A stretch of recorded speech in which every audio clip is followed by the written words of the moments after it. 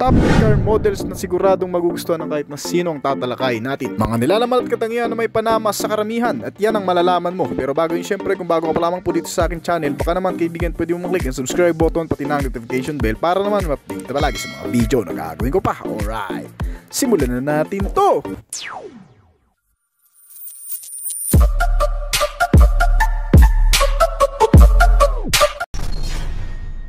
Toyota Rumion.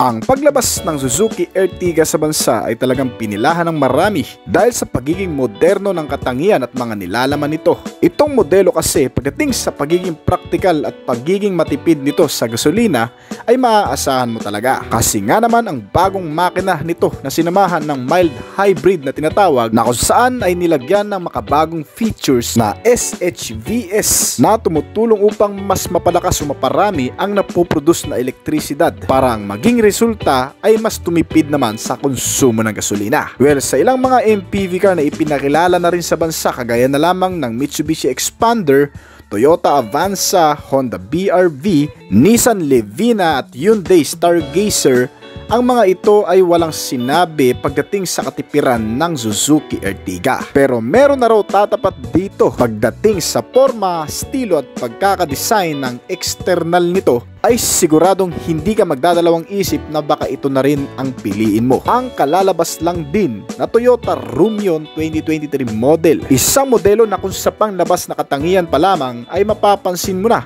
ang malaking pagkakahawig nito sa Suzuki Ertiga. Well, kapansin-pansin talaga ang front face nito mula sa headlamp, mga garnish chrome accent, ang black painted grille radiator na honeycomb design at iba pang mga ilaw, garnish, side mirror, maging ang side-by-side and rear portion at ang tail lamp nito ay walang pinagkaiba. Well, sa mga hindi nakakalam, ganito kasi yan. Kung bakit nga ba magkamukha talaga ang dalawang modelong ito o dalawang brand na to na Suzuki Ertiga at Toyota Rumion. Nagkaroon kasi ng tinatawag na rebadge o relaunch sa modelong ito na Suzuki Ertiga sa pamamagitan ng panibagong logo na Toyota Motors. Ang modelong ito ay produkto at kinalabasan ng pagiging global partnership ng dalawang kumpanya, ang Suzuki Car at Toyota Motors. Well, hindi na rin naman bago yan sa dalawang kumpanyang ito dahil katunayan nga itong modelong ito na Rumion o Ertiga ay pang-limang produkto na ito na may parehong disenyo sa magkaibang logo o kumpanya. Dahil bago yan, sa pamamagitan nitong matagal ng global partnership ng dalawa ay inilabas muna ang Invicto, Glanza,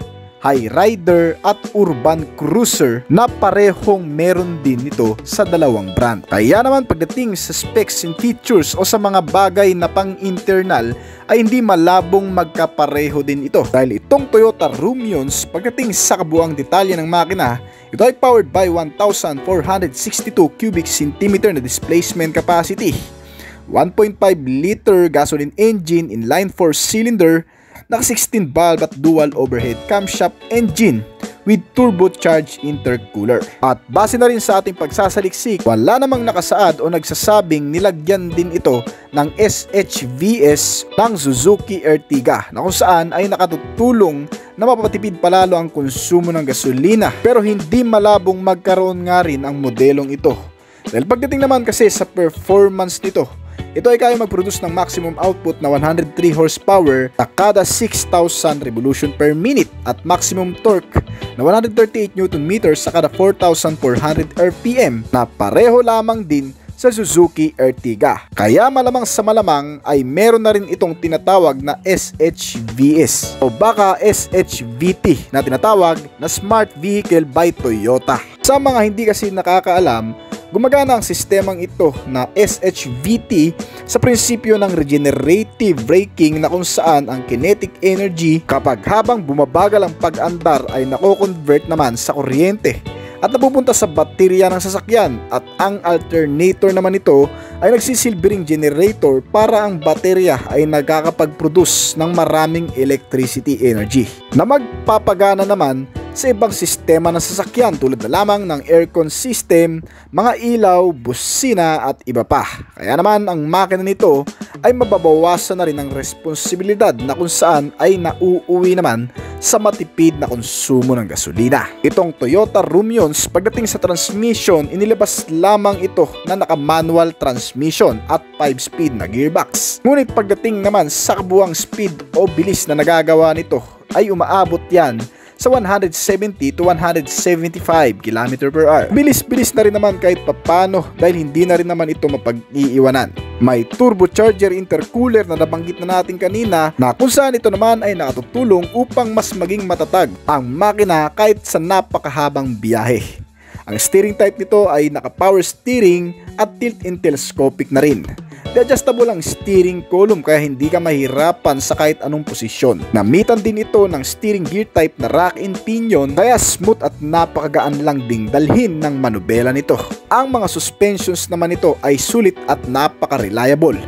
Ginamitan ng front suspension MacPherson strut at lip spring with shock absorber and coil spring naman ang rear suspensions nito. Pagdating naman sa braking system sa front and rear, ito ay pareho ng naka-disc type kaya ang brake force at pagiging maganda sa brake procedure ay maaasahan mo rin. Ang maganda pa rito, smooth riding ka na rin dahil sa makakapal na sukat ng mga gulong nito.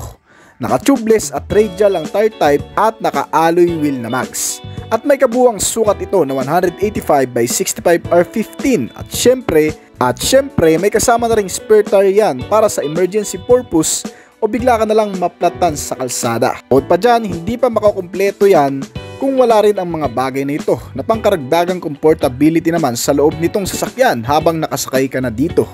Unang-una ang malakas na air conditioning system nito.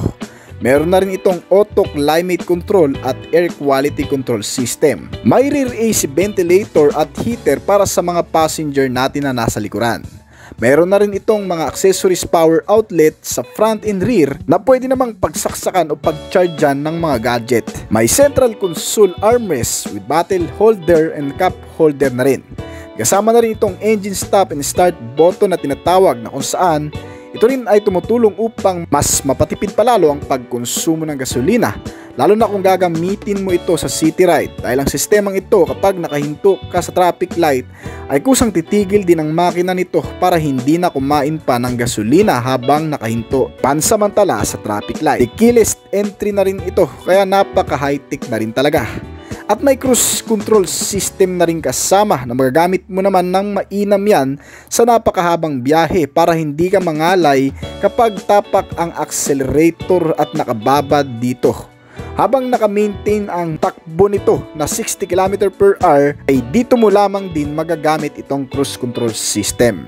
Para naman sa iba pang mga features, meron na rin itong front and rear power window, may rear reading lamp, may vanity mirror at marami pang iba. Para naman sa entertainment and communication, mahalaga rin ito para hindi ka mabagot antukin sa napakahabang biyahe lalo na kung ikaw ang nag-drive nito. Dahil sinamaan ng infotainment system na may screen size na 10 inches, the Apple CarPlay at Android Auto na rin yan. Meron na rin itong USB and auxiliary input with Bluetooth connectivity at FM and AM radio. May mga kasama na rin itong speaker sa front and rear, kaya ang audio sound system ay napakaganda na rin. May navigation system at syempre napakagandang multifunctional steering wheel na may control din sa mga sistema nito. Well, hindi pa yan, dahil pagdating naman sa safety features, ito ay sagana rin. Meron na itong tinatawag na ABS o anti-lock braking system. Meron na rin itong brake assist, child safety lock, mga seat belts sa front and rear, door ajar warning, engine check warning, crash sensor, rear camera at marami pang iba. Ang mga security features din nito ay hindi rin magpapahuli. Ginamitan ng mga makabagong security sense naman para sa ganun ay hindi ka mangangambang iwanan ito sa labas ng iyong bahay kung wala kang sariling parkingan.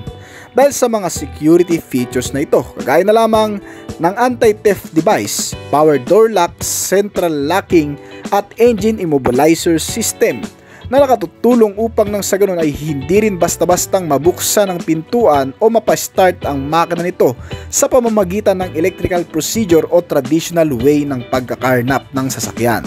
Dahil sa mga sistemang ito, hindi na uubra ang anumang tools na gagamitin ng kahit na sino mang magtatangka rito. Kaya hindi lang sa pagiging safety, protektado ka rin dito. Alright. Bukod pa dyan, ang mga seats dito ay adjustable na rin ang height, foldable at may mga headrest na rin kasama yan. Napaka-komportable niyan dahil sa makakapal na foam na ginamit dito. Naka-fabric upholstery. Ang iba pang bagay na makikita mo dito, bukod dito sa naka-smoke type na headlamp nito na naka-halogen type pa, ang side mirror din kasi nito ay auto electric folding na rin at user friendly mga kaibigan. Sa kasalukuyan, ang modelong ito ay inilalabas pa lamang din sa bansang Japan, sa bansang India at iba pang karatig bansa sa Asia. Pero wala pang malinaw na anunsyo kung kailan rin nga ba ito dadalhin dito sa bansa. Kung sakali mang dadalhin ito ay may estimated price pa lamang din na kung direkta nating i-convert ang 1,029,000 rupees to PHP, ito ay magkakahalaga ng 703,749.59 pesos. Ang Hyundai Santa Fe 2024 model. Isang napakagandang SUV car model na nag-o-offer ng striking style sa kahit saang sulok at anggulo ay makikitaan mo ng napakamodernong katangian. Isang pinalapad at naging kwadrado na ang hugis ng bagong modelo ngayon. Kaya kung naghahanap ka ng isang pampamilyang sasakyan, pang-camping, service, pang-off-road o kahit saan man, tiyak na para sa iyo ang modelong ito. Isang napakagandang full-size SUV na klase na pwede kahit saan. Ang bagong disenyong nakakamangha mula sa front face grille cover na honeycomb design ay binabalanse ang napakagandang line cross shape LED type daytime running light at mga LED type din na headlamp nito at mga signal lamps sa magkabilaan. Ang sharp side torsion character line naman ay nagpapakita ng muscular stand at malabruskong katangian. Mala-armored vehicle ang datingan, mas nagmukha kasing malaki kumpara sa previous model na mid-size SUV type lamang noon. Ngayon ay full-size SUV na, pwede na ring pang off-road at pangkargahan. Ang modelong ito ay talagang magugustuhan ng kahit na sino at mailalaban sa ilang brand competitor kabilang ang Toyota Land Cruiser, Nissan Terra at Lincoln Navigator pagdating sa pormahan at physical attribution. Pero ano-ano pa nga ba ang mga bago sa modelong ito? Gaya ng mga bagong hugis ng ilaw nito mula sa harapan at sa likod. Mga naka-fully compact LED type na. Meron na rin itong built-in na rear spoiler at built-in roof rack for another cargo carrier. Kaya ang mahihilig mag-camping, pumunta sa mga gubat o mabubundok na lugar, tiyak na mas mapapakinabangan nyo ng maigi ang modelong ito. Ang sukat din ng gulong ay mas lumaki, may 21 inches, 265 by 55, naka-alloy wheel type at tubeless tires na kung sa mga malulubak mo gagamitin ay bagay lang din dahil sa tibay at maaasahan na rin. Ang modelong ito ay mas lumaki ang sukat sa rear portion, pati ang tailgate size ay mas lumapad. Automatic na rin itong nagbubukas kagaya ng sa dati. Kung sakaling masense nito ang key transmitter sa malapit ng hanggang sa 1 meter, ay automatic itong tataas. May malawak rin na luggage compartment space na may kabuang sukat na 725 liter capacity plus another 91 liters kapag naka-fold naman ang mga rear seats nito. Hindi mo na rin kailangan pang pindutin ang susi o remote key nito para mabuksan ang pintuan. Dahil gagaya ng tailgate nito, ito ay may sensor na rin na kung saan automatic ding nag-a-unlock kapag ang transmitter key nito ay na-sense na sa malapit. Ang bagong unique interior style din nito ay napakaganda at very functionality. Ramdam mo na kagad ang pagiging komportable kahit hindi mo pa nasasakyan. Napaka-accessible na kasi sa maraming bagay. Mga key switch function na makikita sa dashboard panel na makatutulong upang mas maging convenient palalo sa pang-araw-araw na pagsakay. Wala na tayong makikitang shifting lever na traditional way ng pagmamaniobra dahil karamihan dito ay talagang the key switch system na. Ang mga advantage nito ay mas mamamaximize ang storage space sa harapan at hindi na masyadong sagabal sa pagmamaneho. At ang dashboard nito ay may panoramic curved display na monitor na may size na 12.3 inches integrated dual screen display. May kasama na rin itong mas update features na connectivity na BlueLink. Parang Bluetooth lang din ito pero ang nagagawa nito, hindi lamang din kasi sa features ng gadget ang maiko-connect mo dito using this BlueLink na tinatawag, ay makokontrol mo na rin ang buong bahagi ng sistema nitong sasakyan na kung saan dito ay pwede mong i-on at i-off or i-lock at i-unlock ang mga pintuan nito gamit lamang ang cellphone. May kasama na rin itong dual wireless charging system kaya hindi na rin kayo mag-uunahan pa sa pag-charge dahil may mga kasama pa itong mga accessories power outlet at USB port charging system na rin. Another high-tech features pa nito, ang remote key din kasi nito ay pwedeng i-remote mismo sa pagpapaandar nitong sasakyan. Lalo na kapag naisiksik ito sa parkingan at hindi ka makapasok sa loob. Kagaya ng previous model, using this remote smart parking assist ay mapapaabante mo itong sasakyan kahit walang nagdadrive. Parang naka-autopilot na rin. Ang mga upuan nito ay naka-leather seat, power adjustable at automatic adjustable. Sa driver's side ay mas komportable na dahil meron na rin extra support sa leg room ng driver's seat upang nang sa ganun ay mas nakaka-relax ang pagdadrive. At hindi nakakangalay, auto-adjustable at foldable na rin ito ang mga upuan kaya sobrang high-tech talaga. Bukod pa dyan, ang pagiging komportable nitong sasakyan ay mas pinalawak pa. Sinamahan na rin kasi ng dual zone climate control system. Ang driver at passenger ay automatically may adjust ang temperature depende sa kanya-kanyang preference at mas maiko-compromise ang bawat pangangailangan. Ang front and rear seats nito ay may napakagandang view din. Hindi lang din kasi sa bawat side kundi pati sa taas ng sky dahil sa pagkakaroon nito ng panoramic sunroof. Hindi na rin kailangan dito ng full blackout tinted window dahil meron na rin itong kasamang built-in sunshade window for privacy. May mga speaker na rin itong kasama kaya maging ang audio system nito ay napaka-premium na rin. Ang instrument cluster ay may napakaganda ring display kasama ng infotainment system sa 12.3 inches. Full digital gauge cluster, mas makikita ng maigi ang mga sign o notification na lumalabas dito kasama ng ilan sa mga driving information, capability, signals at marami pang iba.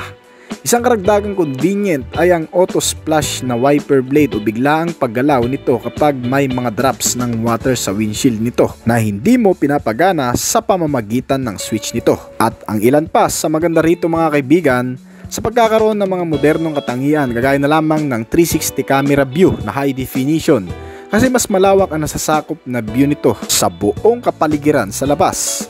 Isa pa, detached screen din ito kaya hindi ka mahihirapan sa kung anong object ang nais mong pukusan ng camera.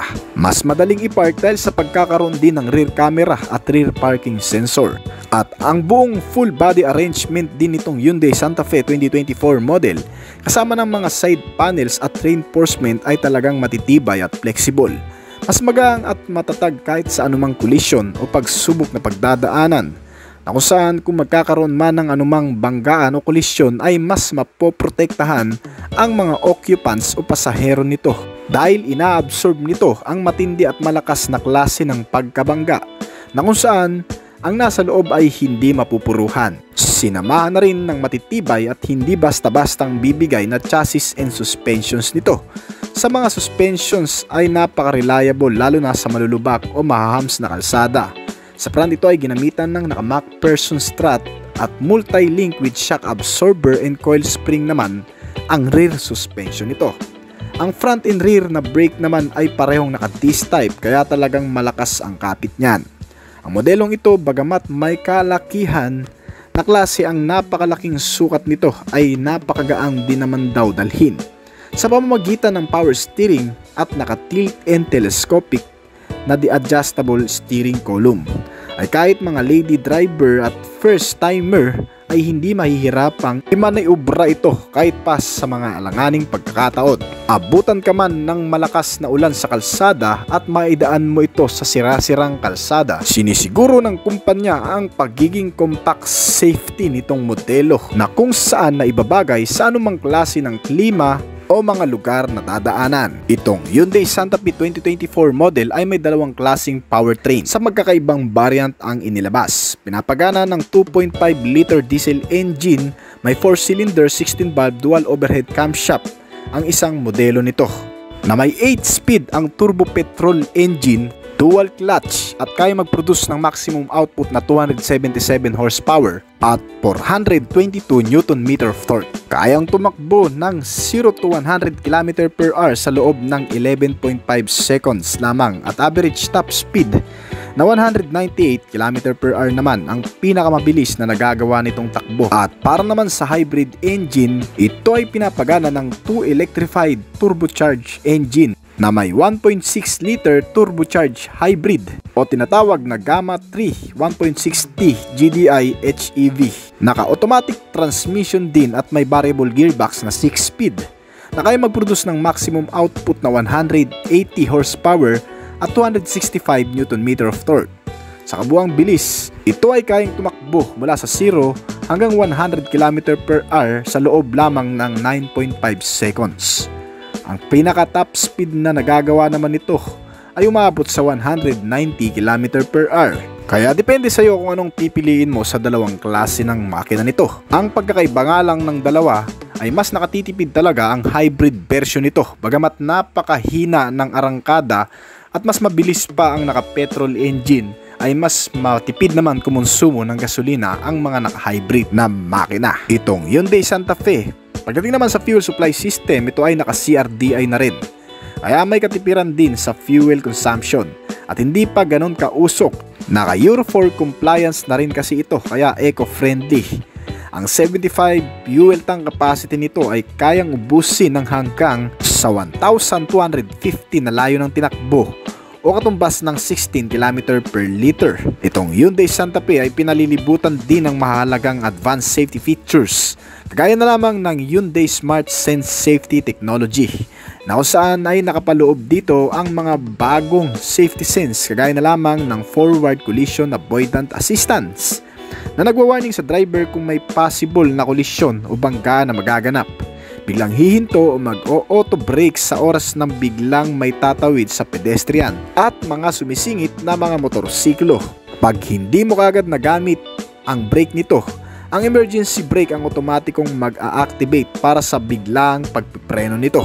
May kasama na rin itong lane departure warning system para sa kalaman ng marami. Itong sistema ay gumagana lamang kapag ang sasakyan ay nawawala na sa linya. Yung mga putol-putol na guhit na makikita sa kalsada, kapag papalit-palit ng linya ay otomatikong gagana naman itong lane departure warning upang papaalahanan tayo na manatili sa loob ng linya ng kalsada. Sinamahan rin yan ng lane following assist. At bukod pa dyan ay mayroon na rin itong adaptive cruise control system. Isang sistemang nagsasaayos naman ng takbo na nakadepende sa mga sasakyan na nasa unahan mo. Kapag mabilis ang takbo ng sasakyan na nasa harapan mo ay otomatiko rin itong bibilis. Ngunit kung itong nasa harap mo ay bigla namang babagal o hihinto, ay otomatiko rin itong hihinto para hindi mo mabangga ang nasa harapan. Nakadepende kasi yan sa lakas ng sensor o radar ng mga kasabayan mo ang nagagawa nito. May highway driving assistant na rin ito para lamang sa maluluwang na kalsada o highway at makatutulong na panatilihing nakasentro ang sasakyan sa lane nito habang pinapanatili ang ligtas na distansya mula sa mga sasakyan na nasa paligid at nasa unahan. Kapag ang marked lane ay malinaw na makikita sa kalsada ay mas masisense nitong sistema na highway driving assistant. Sa mga sistemang ito ay makakapagpalit-palit ka ng linya o makakalipat-lipat ka ng pwesto na may confident na hindi ka mababangga. Bukod pa dyan ay may kasama na rin itong blind spot collision avoidance na kung saan ay otomatikong magbe-brake din ang sasakyan once na may masense na mababangga o biglang masasagi, na sinusuporta naman ng blind view monitor. Meron din itong parking collision avoidance assistant reverse na kung saan mas mapapakinabangan mo naman habang ikaw ay nagpapaatras ng sasakyan upang maiwasan ang anumang banggaan sa likuran nito o maatrasan na kahit anong object sa likuran. Gumagana ang braking system kapag ito ay may nasense na mababangga sa likuran. At syempre sinamahan din yan ng rear cross traffic alert na halos katulad lamang din ng parking collision avoidance assistant reverse, na kung sakali namang may biglang darating na sasakyan sa likuran habang ikaw ay nagpapaatras, automatic din itong hihinto para sa ganun ay hindi magkabanggaan. Isa pa, meron na rin itong driver attention warning.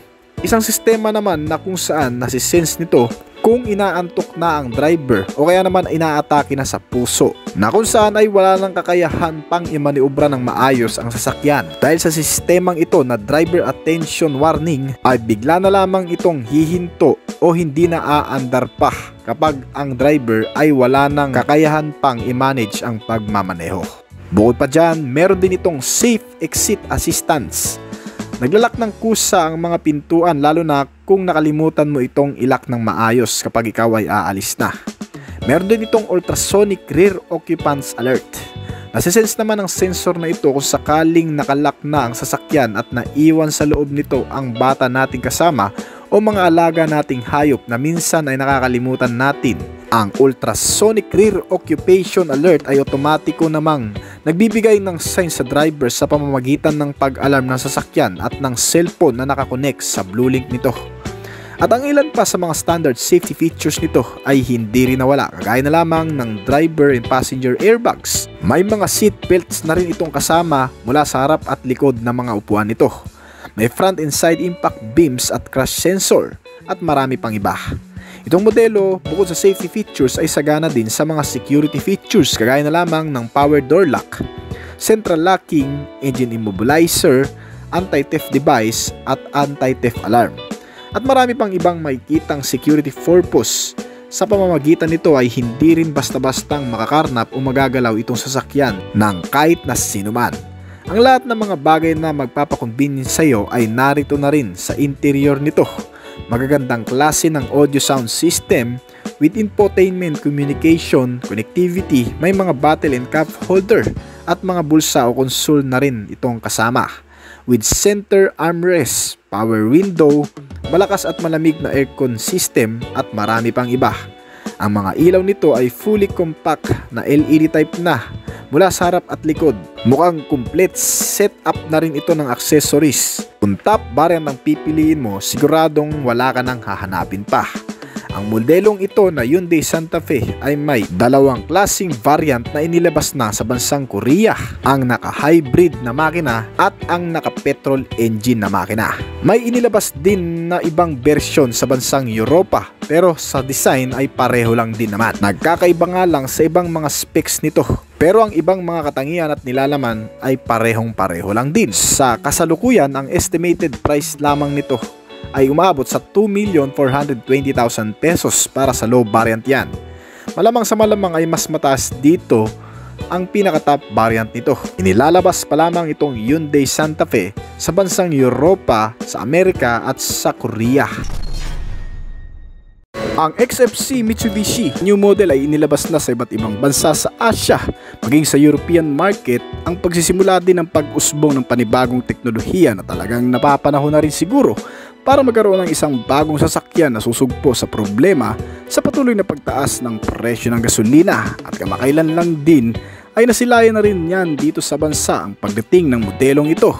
Isang bagong generation ng multipurpose car na naman ang makabagong estilong konsepto ng Mitsubishi Motors na crossover na pangkaragdagan din para sa kanilang line-up model sa susunod na taon. Itong modelo ay naglalaman ng mga makabagong katangian mula physical outfit ay hindi mo na makikitaan ng makalumang bahagi.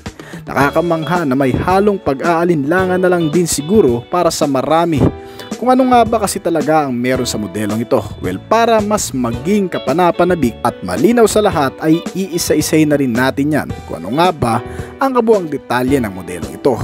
Actually, ang pangalan talaga nito ay X-Force. XFC tag name ay base lang sa production name. Well, ang X-Force ay inihahalin tulad sa Mitsubishi Expander.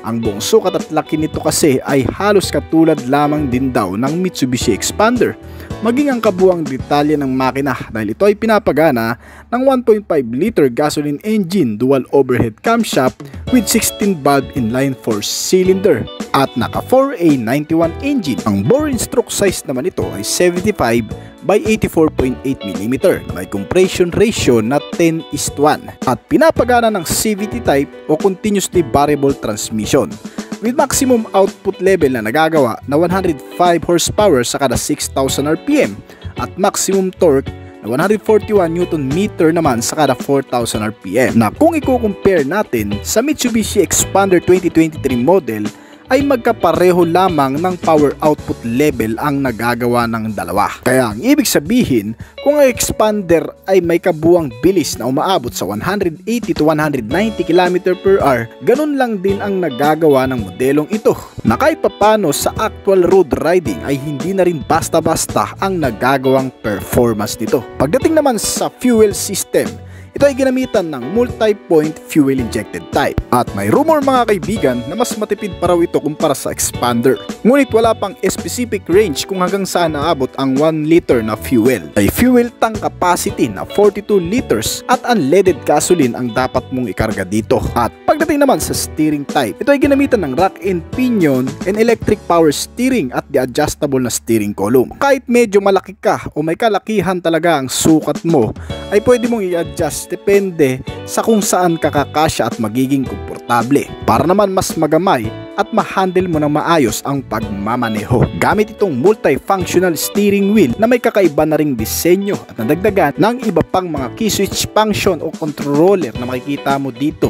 Ang turning radius naman ito ay umaabot lamang sa 5.2 meters kung sakaling ito ay i-U-turn mo, ay sasakop ng 5 metro mahigit sa kabuuang sukat ng kalsada. Alright, ang modelong ito kung titingnan naman natin dito sa external design, ang dynamic shield front fascia dito sa front face cover ay hindi mo na makikita pa dahil sa bagong estilo nito na napaka-elegante at napaka-futuristic ng datingan. Ang mga ilaw nito na headlamp at mga fog lamp DRL ay lahat naka-LED type. Dagdag sa astiging pormahan din ito ang front bumper grill at ilan pang mga detalye kagaya na lamang ng front lower bumper extension, front emblem logo at iba pang garnish na kumukumpleto sa pagiging unique type na pormahan nito. Ang ilang mga bahagi sa mga side portion nito, ang curved design ng fender cladding at iba pang mga side fairings ay napakaganda rin. At dito sa rear portion naman, dala pa rin ang pagiging modernong katangian na naiibang hugis at design din ng kabuang tail lamp nito. Naka-LED type na nga rin pala kasama ng mga turn signal lamps. Less hassle at free maintenance na rin. Kasi nga naman hindi mo na kailangan pa ng mga accessories aftermarket para pagandahin pa ito. So matotal, maganda na kasi talaga ang modelong ito. May kasama na rin mga lower bumper reflector na dumagdag pa sa pagiging visibility nito. At isa pa, may built-in integrated shark fin antenna na rin itong kasama at rear spoiler with third brake light na LED type din. Bukod pa dyan ay maganda rin ang disenyo ng alloy mags nito. May kabuang sukat ang gulong nito na 225 by 50R18. Malaki-laki ito kumpara sa sukat ng gulong ng Mitsubishi Expander. So ang magiging advantage na lamang siguro nito kung sakali man ay mas mataas ang ground clearance nito kumpara sa Expander. Pero pagdating sa bilis mukhang mababawasan ng kaunti. Kasi nga ang malaking gulong ay nakakapagpabagal rin ng kabuang bilis. I think right. At pagdating naman sa mga suspensions na ginamit dito, sa front ito ay ginamitan ng independent MacPherson strut. Ang rear suspension naman ito ay naka-torsion beam with shock absorber and coil spring. Pagdating naman sa braking system, sa front and rear, ito ay ginamitan ng parehong disc type. Ang front ay ventilated, ganun din ang rear brake nito na ventilated disc na rin. Kaya asahan mo na ang matinding kapit ng brake nito. Para naman sa ilan pang detalye mga kaibigan, kakaunting bagay pa lamang po kasi ang nababanggit natin. Sinabi ko nga kanina, napaka-futuristic, modern at napaka-high-tech na talaga ng teknolohiya na meron ito. Pagdating kasi sa mga features kagaya na lamang ng safety sense, ang modelong ito ay napakarami niyan. Kagaya na lamang ng ABS sensor. Sa panahon natin ngayon, ito na talaga ang pangunahing safety features na makikita mo sa isang sasakyan o tinatawag ring anti-lock braking system na kung saan ay makatutulong naman sa'yo na maging ligtas sa paggamit ng brake. Itong ABS sensor kasi ang nag-aalis ng higpit ng kapit ng brake kapag biglaan mo itong nagamit sa hindi inaasahang pagkakataon. At isa pa, meron na rin itong hill start assist na magagamit naman natin sa mga paakyat o matatarik na kalsada. May blind spot warning na rin ito na magpapaalala naman sa driver na hindi ka basta-bastang magpalit ng linya dahil sa may mga sasakyang kasunod na hindi mo nakikita. Sinamahan na rin niya ng tire pressure monitoring system dahil dito ay mamomonitor mo na ng maayos ang capability ng mga gulong nito. Sinamahan na rin niya ng rear collision traffic para naman sa parking assistant na kung sakaling ikaw ay magpapaatras ng sasakyan at hindi mo nakikita ang mga paparating sa iyong likuran, itong rear traffic collision ang magpapaalala sa iyo niyan. Sinamahan na yan ng rear camera at rear bumper sensor with 360 camera for better parking assistant. At ang pinakamaganda pa na dumagdag sa listahan ng safety features nito ay ang AYC o tinatawag na Active Yaw Control System. Ito naman ang sistema na kung saan ay kumukontrol sa puwersa ng pagmamaneho o pagpipreno sa pagitan ng kaliwa o kanang gulong nito, na kung saan ay sinusukat ang magiging behavior ng isang sasakyan sa kung gaano kabarubal halimbawa ang magmamaneho nito. Sa pamamagitan ng sistemang ito, madalas ang sasakyan na lang din ang nag-a-adjust sa mas safe na paraan ng pagdadrive sa kalsada. Para naman hindi rin tayo basta-bastang mag-overtaking upang maiwasan ang sagian. At meron na rin itong stability control system na sinamahan na rin ng traction control system na magagamit naman sa malulubak, madudulas, matutubig o kaya naman sa mga pakurbadang kalsada. Ang mga sistemang ito ay ang nagpapanatili ng maayos at stable na pagmamaneho. Siyempre, hindi nawawala para sa mga basic safety features pa nito. Sinamahan na yan ng mga airbag sensor with airbags sa front and rear, driver and passenger side. At may mga seatbelts na rin ito sa kada upuan. May crash sensor, may front and side impact beams at marami pang iba. Ang mga sistema na yan ay pangkaragdagan lamang din para sa mas ligtas na pagmamaneho at upang maging ligtas ang mga pasahero. Ang pinaka best safety features pa rin ay ang pagiging maingat at alerto sa kalsada. Para naman sa security features nito, hindi makukumpleto ang full pack high upgraded na modelong ito kung wala ang mga bagay na to, kagaya na lamang ng central locking, power door locks with engine immobilizer, anti-theft device, anti-theft alarm at marami pang iba. Namahan na rin yan ng kamanapanabik na cruise control system. Isang sistema naman na nag-aalalay sa mas relax na pagmamaneho ng driver, lalo na kung gagamitin mo ang modelong ito sa napakahabang biyahe. Dahil dito kahit papano ay hindi mo na kailangan pang pigain ng napakahaba ang mismong gasolina o accelerator nito, dahil sa sistemang ito ay otomatikong magme-maintain lamang sa top speed na nakalaan. Isa pa, mas pinaganda at high class na rin ang datingan ng buong interior nito. Pagdating sa mga infotainment at communication system, ito ay may 12.3 inches size ng monitor screen na detached screen pa with Apple CarPlay and Android Auto. Meron na rin itong kasamang wireless charger na pwede mo nang ilapag lang ang cellphone mo at magcha-charge na. Meron na rin itong Yamaha Dynamic Sound 8 speaker with ambient lighting at dual zone climate control with AC ventilator at napakalakas na aircon system. Siyempre, hindi nawawala ang USB and auxiliary input at iba pang mga power accessories outlet. Bukod pa dyan, pagdating sa comfortability, napakagandang mga upuan ang inilagay din dito. Adjustable yan at may mga headrest na nakasama. Foldable na rin ito at mukhang napaka-komportable pa. Para naman sa kabuuang sukat nito, ang overall length o kabuuang haba nito ay umaabot sa 4,390mm. Mas mahaba pa ang expander dito, kaya mas madali mong mahanapan ng parking space. Ang kabuuang lapad naman nito ay 1,810mm. May kabuuang taas na 1,660mm at wheelbase size na 2,650mm. Ang ground clearance nito ay 222mm.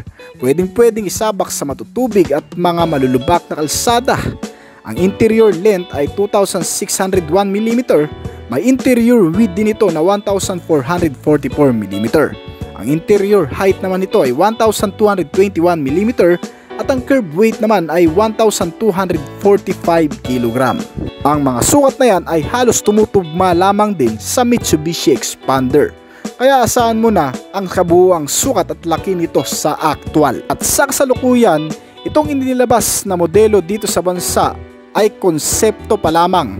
Ika nga ay bagong idea in the future na kung saan pag naging aprobado sa mga tao ay yun na ang magiging official models nito. Pero may ilang rumor na rin na lumalabas na ito na rin talaga ang gagawin nilang modelo sabay sa mga nauusong hybrid na mga sasakyan ngayon sa iba't ibang brand. Kaya asahan mo na magiging official na rin ang itsura niyan kapag ibinenta na sa kasa. Ang mga specs and features na atin ang nabanggit ay hindi pa official.